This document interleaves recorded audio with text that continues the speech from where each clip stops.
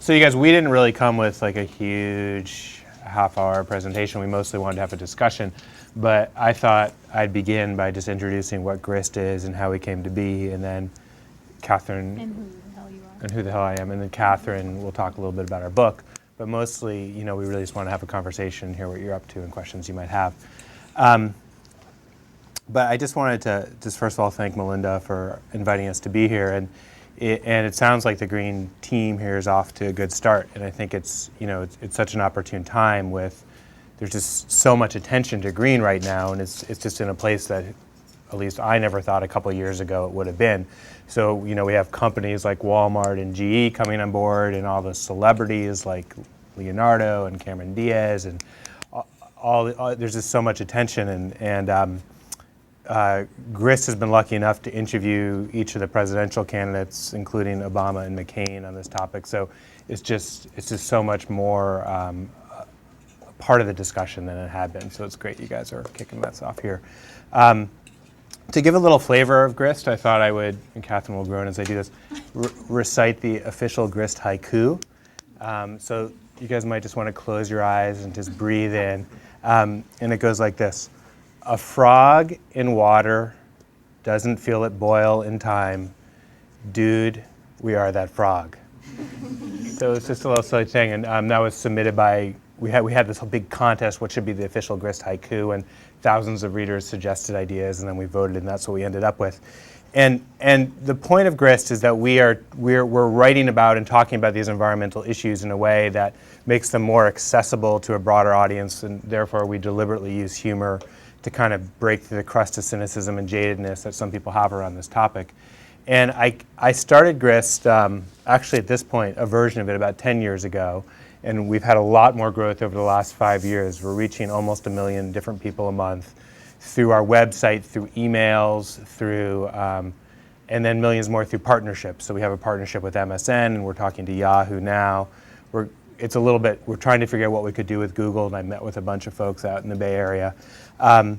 But I started GRIST almost as a reaction to experiences I had before. When I went to college, I was this, well, I'm still kind of an earnest guy, but I was like exceedingly earnest person with kind of big aviator glasses and a long ponytail. And I would mount these personal protests on my campus where I'd kind of collect for a whole week all the trash I'd consumed that week in a clear plastic bag, and like walk around campus demonstrating, hoping that like people would get on board and really recognize what a big problem we faced with consumption. And it was, and I smelled delightful, and it was like completely ineffective and didn't cause any change. And so that's why I've kind of over time developed this approach of really trying to meet people where they're at, and humor's a portion of that. Some other things we're doing with GRIST that I wanted to mention is, so we have, our readership is primarily people in the US, and again, it's approaching 1 million folks. We've begun to do some convenings around the country where we send out word to our readership in New York or Seattle or the Bay Area, hey, we're going to reserve this bar for the evening, and if you guys want to come together and talk about what you're doing in your lives to green your lives, come meet up with other folks who are part of the GRIST community. And it's been really exciting. The first time we did this, we didn't know if 5 people would show up or 10 or 15, and more than 200 did. In the last several we've done, more than 300 people have showed up. And it's primarily people who aren't, you know, employed professionally by the environmental movement. They aren't Sierra Club members or NRDC, Natural Resources Defense Council employees, but lawyers and artists and entrepreneurs who are just trying to figure out how can they in their lives begin to green their workplaces and their lives. So that's really exciting. I mean, Katherine, maybe you could talk a little bit about what we see as our vision moving forward and what we're trying to, you can go for it. I love it when the boss puts you on the spot. Yeah. Well, I was going to actually ask how many of you look at GRIST or are familiar with it.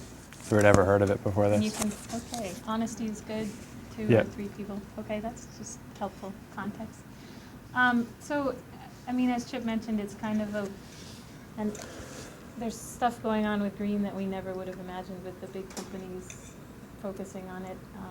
Even in the presidential campaign, they're probably not talking about it enough, but it's there in ways that it wasn't the last time around with talk about energy policies and all that fun stuff.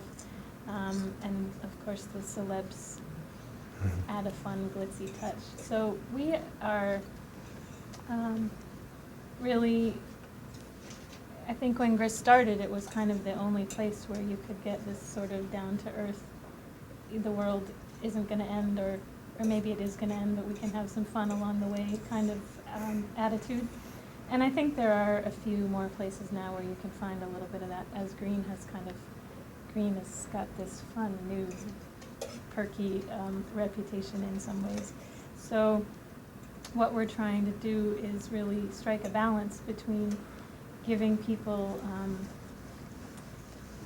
advice about, obviously, or maybe not obviously, but what people want is like, what can I do day to day? What can I actually do to make a difference? We hear that a lot. I edit the Ask Umbra column, which runs a couple of times a week, and it's advice on, do I wash the dishes by hand or use the dishwasher, and do I use cloth diapers or disposable, which has suddenly taken on new meaning for me here. So there's that aspect of Grist, which I think we're really trying to, as more people sort of become aware of these issues, there's still this need for just good, solid advice on that front. And then also the bigger picture, there's change on the home front, but there also has to be change politically and business-wise. So it's kind of a balance of providing that personal advice, but also covering the politics and the business in a way that can help, policymakers. We've got John Kerry read the other day read on Grist that John McCain didn't have a full understanding of the emissions and energy policy he was talking about, and he wrote that somewhere else. So it makes us feel like, oh, okay, John Kerry's reading stuff on Grist. That's good. So reaching out to policymakers at the same time that we're, reaching out to our neighbors and our mothers-in-law and that kind of thing. At the same time, we started as basically a magazine that happened to be online, and a big part of our work now is getting with the program in terms of becoming more interactive, multimedia. Maybe you guys can tell us how to do that, because we're still, our foundation is very much in sort of the journalism background, and not so much, we didn't start as like, we want to be webby. Maybe just to save paper. There's been this transformation over time, right? So when we started early in '99, it was just kind of sending information out. And now the big potential is, and we have people blogging on our site, and we have a lot of comments, but we're really trying to turn it around and make it much more of the content be community contributed. And, news is basically being reinvented online as the old newspaper model falls apart. And people who are our age are only getting their information online. But this is just going to, really transform what news generation and news creation is. So we have some of that going on, but we're trying to make that more central to our model. And, overall, we're just kind of setting out to try to make green normal. And by that I mean kind of pervasive and an expected part of culture and our lives. And right now it's almost like a necessary thing in America to go through this stage where green is like hip and trendy right now. But what's going to happen like the morning after when people wake up and so we want green to be kind of like, like wearing seatbelts. So when I was a kid, and certainly before that, it was kind of less common and instinctual just to put on your seatbelt. And now it's almost just expected, or like hygiene 100 years ago. It was kind of a novelty that you'd wash your hands before a meal, and now it's just expected and a part of everyday life. And that's where I feel like we need to get green towards, so that it's just, there won't be everything will be made of recycled content or reused in some way, or when all building codes will have green elements to them. And right now it's kind of like this separate field and tack on. And with Grist, we're hoping through our journalism and through the conversations we're shaping, just to make green just very central and almost expected and pervasive. But a part of that is really activating our community and getting them participating even more so on our website. And that, I mean, part of why we decided to put out a book, even though it's kind of a old school media format using paper. Woo! It's recycled paper though. That's sweet. Part of that is really to point out, as you go through the day, there are choices. Nobody expects you to live a perfect green day. Nobody, it wouldn't be any fun, frankly, to try to be perfect all day long. But that there are choices all day, whether it's, what you have for lunch or what you watch, whether you rent movies or go out to see the movies, that there are green factors to all these things. So it's kind of, we just hope to reach even more people with the idea that you can just be thinking about it during your day, kind of. Yeah. Making it And something normal, else as you that's say. sort of been interesting over the last couple of years. So this book led to our being on the Today Show 3 times because now mainstream media is beginning to turn its attention more to these issues. So we've kind of had this run. And then when you're on the Today Show, you're reaching like 10 million people with this message, which is just wonderful. So we've had this, it's been an interesting run with we've been in Plus Vanity. we got to see how much makekeup Meredith Vieira wears. Right, exactly. A Holy little bit wonderful. scary. So this is going on. Sorry, Meredith. Right. Exactly. I had this really weird experience where I was in Vanity Fair and they flew me to Los Angeles and they had this 4 trailers and they'd have these 10 people creating this set all day, basically making a rainforest in an LA park where they imported all these big stumps and glued with probably toxic adhesives all this moss to the stumps, and then dressed us in skimpy clothes and so it's been really interesting. Green was kind of this insular club in a sense, environmentalists, and I think there was an image of an environmentalist in this country as almost a self-righteous scold, a little bit holier than thou, and almost there's been a decline of people in this country self-identifying as environmentalists, I think, because of that trend. And what we're seeing now is green, as I was saying before, is being made kind of hip and trendy, and it's just been the club is expanding, and it's just kind of fascinating. But again, the question is what's going to happen in 2-3 years out, and so hopefully it will still remain a central thing. And and it's interesting to have both presidential candidates now who have some green credentials and some interests. So whoever wins, it'll be interesting. So maybe you guys could ask some questions or just tell us what you're doing here at Google. Yeah, and you can introduce yourself too. I'm Jason. Hi, Jason. I actually, just along those lines, I want to ask you, why do you think it's so trendy now compared to how it used to be in the past? I mean, do you think it's generational? Is it, because Al Gore came out with a book? Is it because, because of gas prices? Because now people are really faced with that every day, and so they're this really is a problem. The recognizing kind of, and that's easier to get to I guess tie that in. The fact that they're not driving as much. And Yeah. green is cool. Well, I'll start. I think it's a couple of things that have happened over the last couple of years, but I think, or the last 8 years. But first of all, sort of the Bush administration's, utter assault on environmental protections sometimes raises the profile of these issues. So when Gore and Clinton were in office, there was some feeling oh, they're going to take care of things. And then I think the war in Iraq. There's a lot of discussion about the connection to oil and that. And then the Katrina tragedy, to some extent the victims of Katrina were perhaps the first climate refugees this country has seen. And that coinciding with an inconvenient truth coming out. And then there's the rise in fuel prices. So I think it's been kind of a perfect storm in a sense. And I think people, these issues about energy use and climate change, they hit home a little bit more than discussions about species and wilderness, which have been the more kind of historic environmental issues. But I think that those issues only appeal to a smaller subset. I mean, 2 days ago, I was actually in the Arctic, 12 hours difference time basically, and I was looking at grizzly bears, and I was there 2 days ago, and that's all fascinating and exciting, but it doesn't, to some people, the issues about polar bears and grizzlies, it doesn't speak to as wide an audience. So I think it's been most topical issues have been ones that people can most relate to. You know, making our communities more livable, dealing with transportation issues. So it's almost been like a reframing of environmental issues. Which still sounds totally wonky Sorry. when you say it. You say it then. No, Yeah. it's great. He's right. But I think, from my perspective, I fully think Al Gore and Walmart are the two reasons that this happened, and which is a movie and shopping. I mean, how, what great ways to reach Americans where they do their thing. And I saw An Inconvenient Truth, and I was like, oh my God, no one's going to ever see this movie, and it's not going to do anything, and it's nice that Al Gore is trying.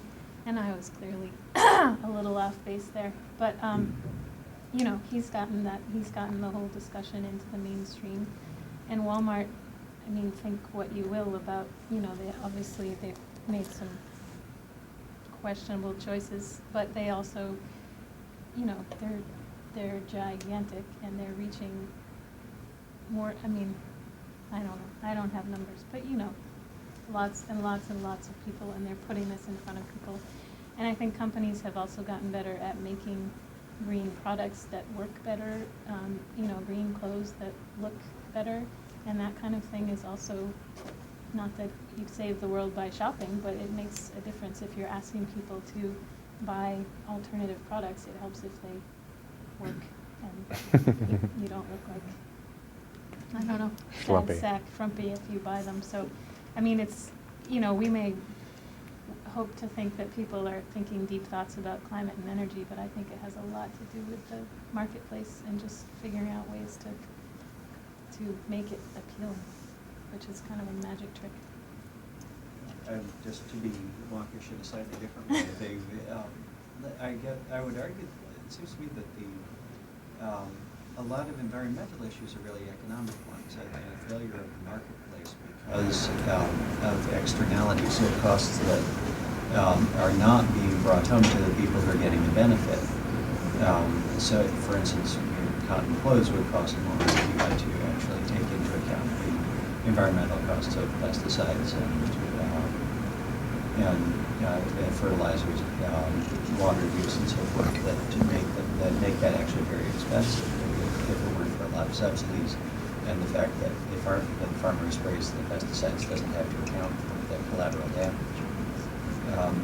So it seems like the way people's behavior will naturally change, the way that people's behavior has already changed in response to $4 a gallon gas, is in response to policies that reduce those externalities, that bring more of the accounting of the costs in line with the benefits, so that people make smarter choices. I agree with that. I don't think there have been many policies that have, on the national level, that have really begun to cause that type of change. But I think another thing we've seen over the last several years, for my wonky self speaking, is just a lot, there's been much more leadership at the state and city level. It's almost been like a Gingrichian reaction to the Bush administration, where there's been this devolution of activities to states and cities, and there's been a lot of creativity. So in Seattle, we have this mayor that's leading almost 500 mayors at this point toward meeting the Kyoto Protocol climate change goals toward reducing greenhouse gas emissions, and we see cities like Denver putting in public transit. So there's been a lot more. There's been leadership at the local level, but not really at the federal level to cause that type of change you're talking about. But yeah. But I think, unfortunately, a change that is going to be needed for a lot of these is to reflect them in taxes. Right. To the farmer, so you're spraying this pesticide. We're going to tax that pesticide according to the collateral damage that it does, to the harm that it does to the watershed, how Yeah. persistent it is, things like that. And changing public, I don't know if it's possible to change public sentiment to say this is a good thing, because it makes everybody, it makes things fairer for everyone. A lot of discussion you see right now is how we're going to reduce gas prices, not how we're going to level them or increase them, right? That actually scares me. I was just reading an article about how the Saudis might increase oil output to lower gas prices. And I think this is terrible. It's great for high because for the first time people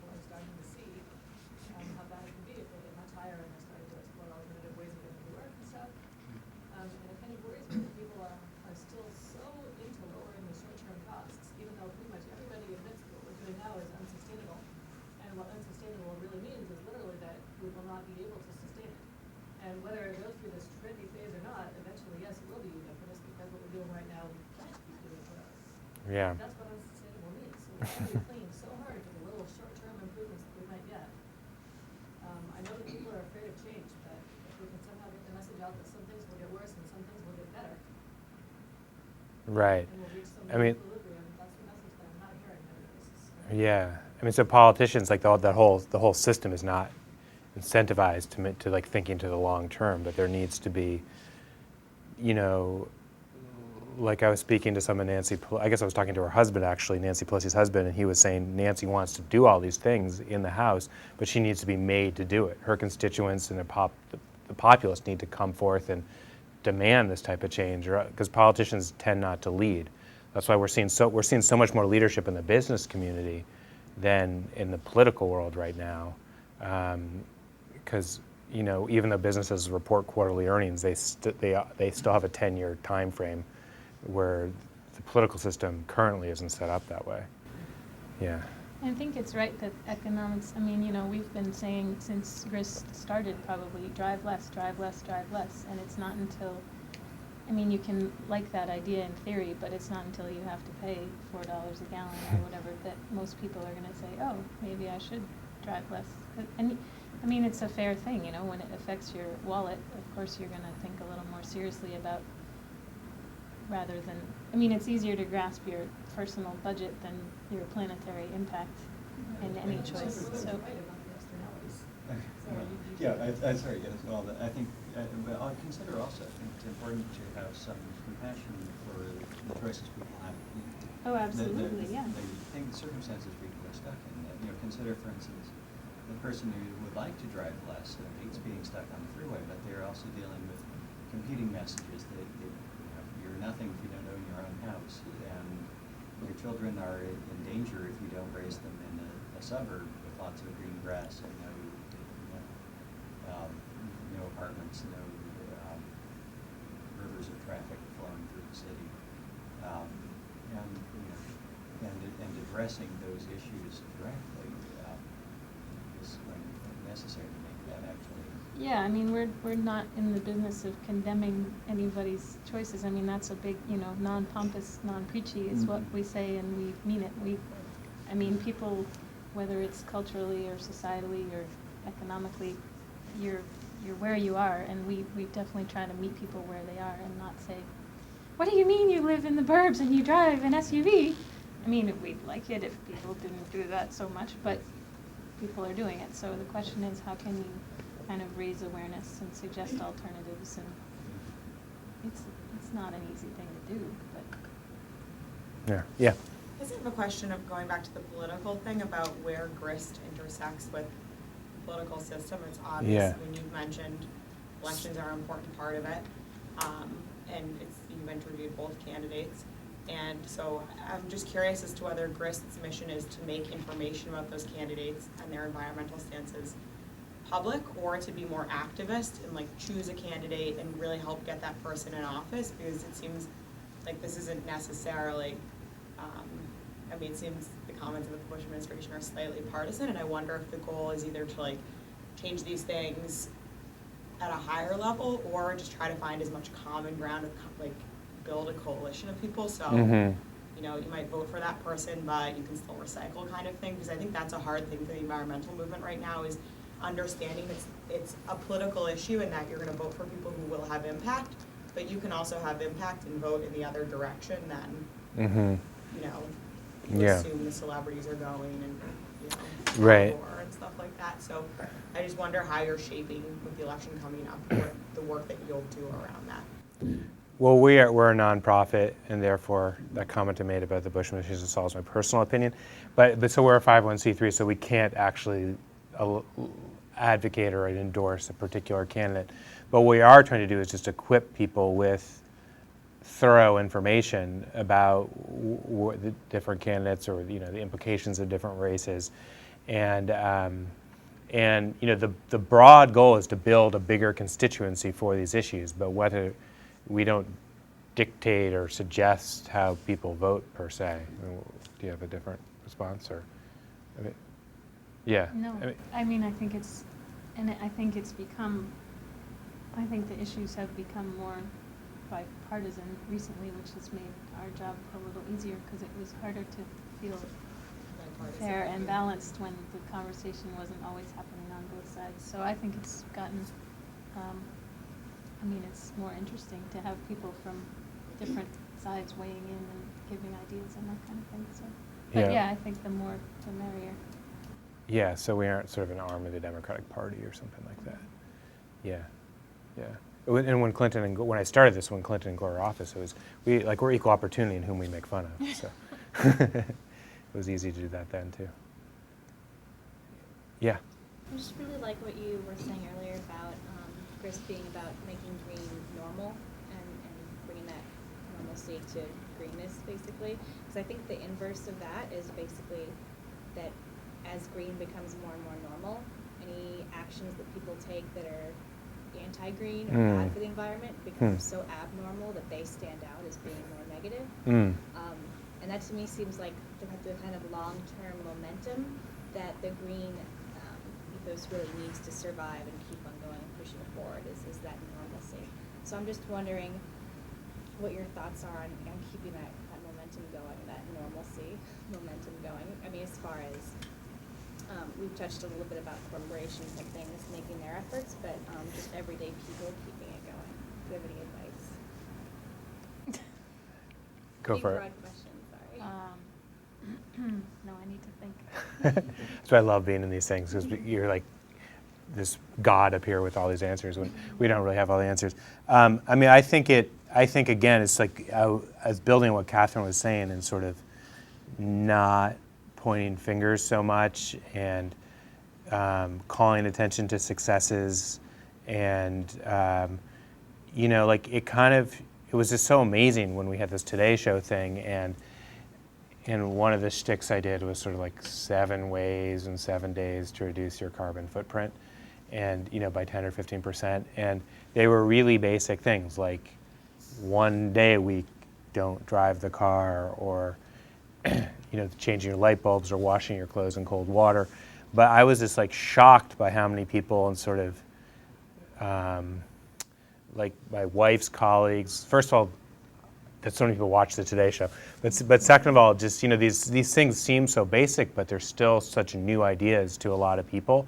And so I think again, it's really being welcoming and as inviting as possible to new audiences, and then just building on that momentum. So I kind of think of grist as we try to have a channel where people from sort of the light green or spout perspective can enter the spectrum and then over time become darker green.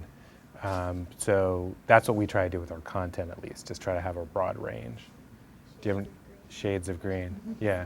Do you have anything more wise to add? I have nothing wise to add. I wonder if you have thoughts or if anyone else does about how, because we'd sure like to know the magic formula. I feel like a follow-up question then would be, as far as the shades of green go, I think a lot of it besides price has to do with convenience. So what you were saying, changing a light bulb, a lot of people can do that. Maybe less people can, not drive their car for 1 day a week or something like that. Yeah. One thing that was just kind of my own personal thing that I was wondering about lately was the whole buying credits for the offsets. Your carbon footprint. And I feel like so much of that, it just looks like a scam, and I don't want to get ripped off. So there are, in those instances when you have to fly, you're flying for business, or you want to fly because you want to go on vacation.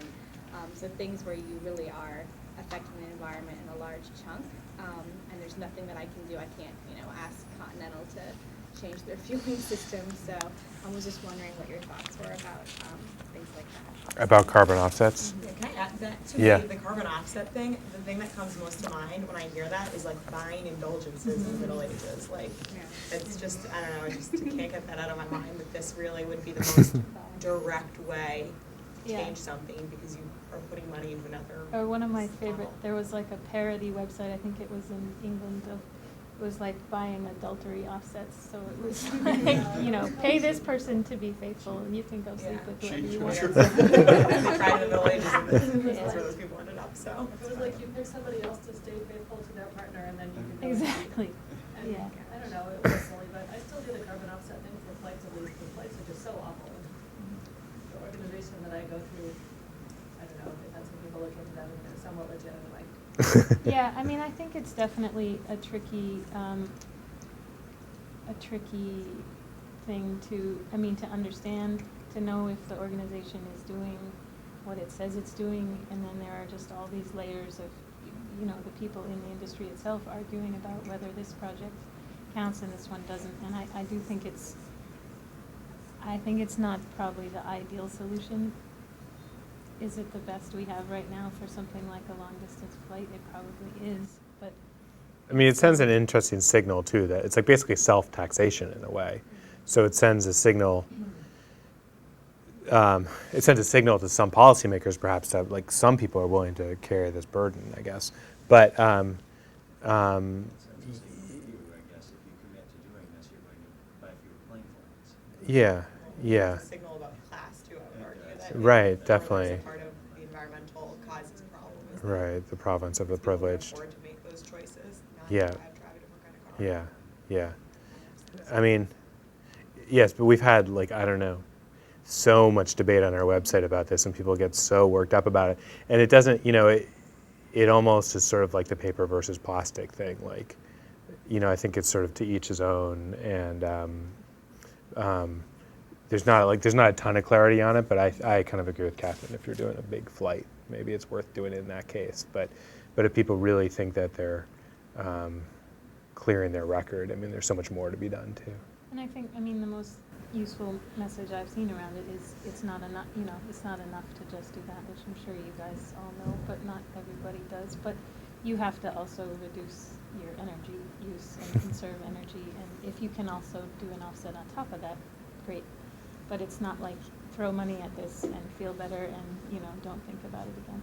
And I think that's true for businesses too. I mean, there's all this, if we had another certain GRIS staffer here, he could talk for 5 hours about carbon tax and carbon offsets in the business world, but I think the message there too is that it's not as simple as just throwing money at the problem, that it also requires changing the way you do business or you travel, or Yeah. so it's kind of it's one piece of the puzzle, I think. Yeah. I know you are a nonprofit, but how do you pay the costs? How do you pay the bills at GRIS? We all work for free. It's just a passion. Love it so much. Yeah, I know that the big shift from paper journalism to online journalism just kind of hurt some, helped others. Well, is online advertising, is that bringing enough money for you? So we are. So we're supported. About 15% of our revenue, or 15 to 20%, are from advertising, and we get a number of grants from foundations, and then individual readers are asked a couple times a year to contribute $5 or $20, and a portion of them do. So it's primarily charitable dollars that are floating the boat right now, but we've ratcheted up the advertising over time. Google Ads is it's not a huge sum of money, but it helps a little bit. Yeah. But it is just a larger question: is journalism going to what is it going to survive in this age? And you see kind of like models like the Huffington Post doing pretty well right now, and it's almost breaking even in advertising, but they don't really have any reporting staff. It's basically people commenting on the reporting that the New York Times and the Washington Post and the LA Times and the Wall Street Journal are doing. And those companies are all just like losing reams of money every day. So it's a little unclear, like, where's the actual journalism and investigative work going to happen. And GRIS is kind of a balance. We have some people commenting, and then increasingly we're trying to add a reporting staff who will, like, we have a full-time person in DC, we have a full-time food editor and writer, so people who are getting to be experts in their subject area and digging up new information. But yeah, I mean, where journalism is going to be in 10 years is really kind of unknown right now. Like the Globe kind of sucks right now. When I grew up here, it does. You're being filmed. Sorry. I like Dan Shaughnessy. But when I grew up in Boston, the Globe was a top 10 newspaper, and maybe it still is, but they're just, I have a friend in the Spotlight team, but there's like a couple people who do just investigative stuff, but they're laying off staff all the time, and when it was just like a bad decision for the New York Times to purchase the Globe for whatever. They bought it for $800 million, and now it's worth like $300 million or something like that. So, One yeah. other journalism question: what large circulation newspapers you feel are doing it right and really doing the investigative journalism necessary to get the word out? What large? Well, I think those that I mentioned, those four, but especially the Post, the New York Times, and the Wall Street Journal in this country do the best work. The LA Times for a number of years was doing great work, but they're doing less and less of that. And then the Post has a model. It's interesting. The reason the Post is sort of surviving so well right now is they own that Kaplan Education Company, and that's bringing in half their revenue. So that's helping to float the kind of journalistic boat, where the Times diversified by buying more newspapers than New York Times. So, but I'd say those three are probably the best. I can't remember, you should always read the Post, because my brother-in-law is the environmental reporter there. Oh, really? Reporter, yeah.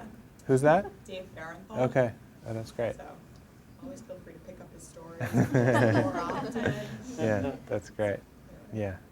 I was just going to say, I was at a conference at Harvard in April that was mostly newspaper reporters on the environmental beat, and I was really struck by how much of a challenge it is for them, even if they're able to sort of dig up a story, to get it placed, because there's so much. And there were editors there talking about this too. The pressure with the money, the profits are falling, so the pressure is to kind of publish stories that are like, I don't know, Britney Spears, or they're just facing new pressures to not do as. And climate is considered kind of a boring story. Like maybe it's worth the front page of the environment section if there is an environment section. So they're definitely.